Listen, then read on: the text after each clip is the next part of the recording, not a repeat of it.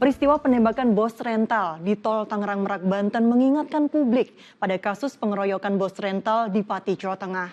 Kedua kasus membuka mata betapa rentannya kriminalitas terjadi pada bisnis penyewaan mobil.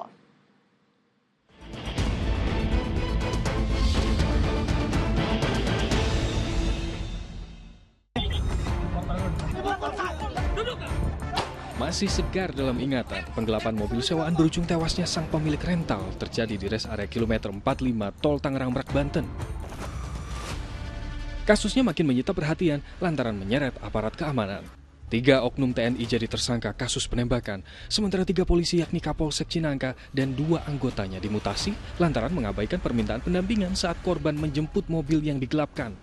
Penyewa mobil dan penadahnya juga telah ditetapkan sebagai tersangka. Sindikat penggelapan mobil rental ini terorganisir.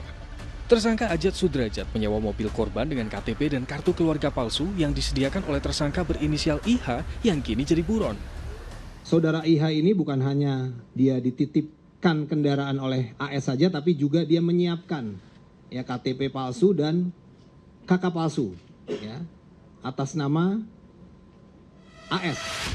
Dari tangan Ajat Sudrajat, mobil milik korban berpindah ke beberapa orang, yakni pria berinisial RH dan IS. Bahkan mobil itu juga sempat dijual seharga 20 juta rupiah sebelum berakhir di tangan oknum TNI AL berinisial AA yang membelinya dengan uang muka 40 juta rupiah. Agar tak terlacak, tersangka menonaktifkan 2 GPS mobil.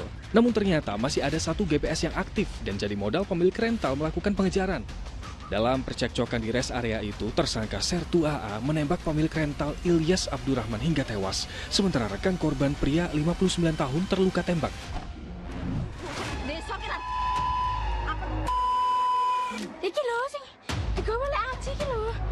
Nasib naas pemilik rental kala menjemput kendaraan sewaan juga pernah mengemuka pada Juni 2024 lalu di Pati, Jawa Tengah. Bos rental asal Jakarta bernama Burhanis tewas dikeroyok. Modus tersangka penggelapan mobil itu menyewa selama berbulan-bulan hingga tak kunjung dikembalikan. Lagi-lagi, GPS jadi modal pelacakan. Mobil ditemukan di sebuah halaman rumah warga. Namun saat mengambilnya, bos rental justru diteriaki maling lalu dikeroyok hingga tewas. Mobil yang dikendarai korban beserta timnya dari Jakarta juga dibakar. Penggelapan, penggadaian, hingga penyalahgunaan kendaraan jadi resiko nyata yang dihadapi pelaku usaha bisnis rental mobil. Kehati-hatian dalam memilih penyewa jadi upaya pencegahan paling mendasar. Kerap kali pelaku penggelapan mobil sewaan menggunakan data palsu. Antisipasinya adalah tadi, kita bagaimana cara memilih tamu yang baik.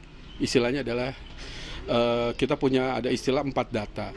4 data 5 sempurna. 4 data itu ada data pribadi, data perusahaannya, data medsosnya, data keuangan, dan terakhir adalah survei. Di sisi lain, masyarakat diimbau tak mudah tergiur mobil bekas murah. Surat-surat kendaraan wajib dipertanyakan guna menghindari kendaraan hasil tindak kejahatan. Selain bisa cek legalitasnya secara daring, masyarakat juga boleh memeriksakan kendaraan ke kantor polisi.